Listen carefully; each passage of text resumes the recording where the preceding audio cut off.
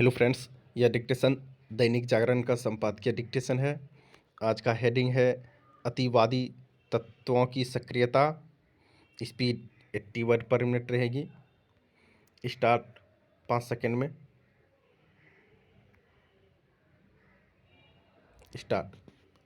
राष्ट्रीय जांच एजेंसी की ओर से बिहार के मोतिहारी से प्रतिबंधित पॉपुलर फ्रंट ऑफ इंडिया यानी पीएफआई के सदस्यों की गिरफ्तारी यही बताती है कि इस संगठन के लोग चैन से नहीं बैठे हैं और पाबंदी का उन पर वैसा असर नहीं पड़ा जैसा अपेक्षित था। प्रतिबंध के बाद भी पीएफआई सदस्यों की अतिवादी गतिविधियां देश के किसी एक हिस्से तक सीमित नहीं है। इसका पता मध्य प्रदेश के श्योपुर से इस संगठन के फरार चल रहे एक पदाधिकारी की गिरफ्तारी से चलता है। इसके कुछ दिन पहले पीएफआई से जुड़ी एक युवती को इंदौर में गिरफ्तार किया गया था। सच तो यह है कि पीएफआई पर प्रतिबंध लगने के बाद से उसके सदस्यों की गिरफ्तारी का सिलसिला कायम है। देश के विभिन्न हिस्सों से उनकी गिरफ्तारी यही बताती है कि वे दक्षिण से लेकर उत्तर भारत तक में सक्रिय है।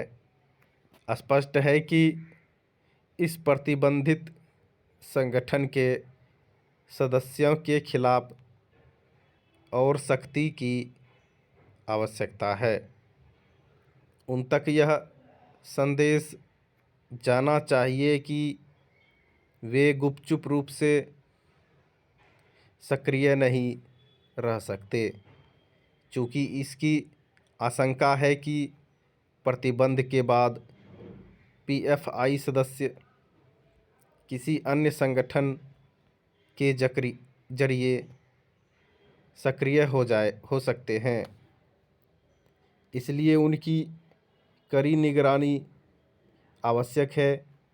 इसमें सफलता तब मिलेगी जब राज्य सरकार पीएफआई से जुड़े रहे लोगों की गतिविधियों की गहन छानबीन करेंगी। केंद्रीय एजेंसियों के साथ राज्य सरकारों और उनकी पुलिस को पीएफआई को लेकर इसलिए सतर्क रहना होगा क्योंकि वह केवल आतंकी समूहों से मिलकर विध्वंसक गतिविधियों को ही अंजाम नहीं देता रहा था, बल्कि देश को इस्लामी राष्ट्र बनाने का षड्यंत्र भी रच रहा था।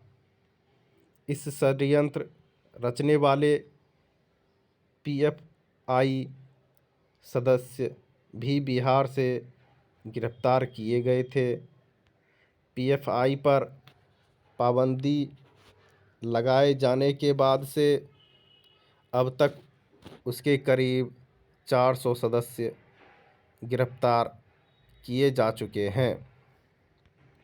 इस संगठन ने अपना जाल पूरे देश में फैला रखा था और कई सहयोगी संगठन भी बना रखे थे।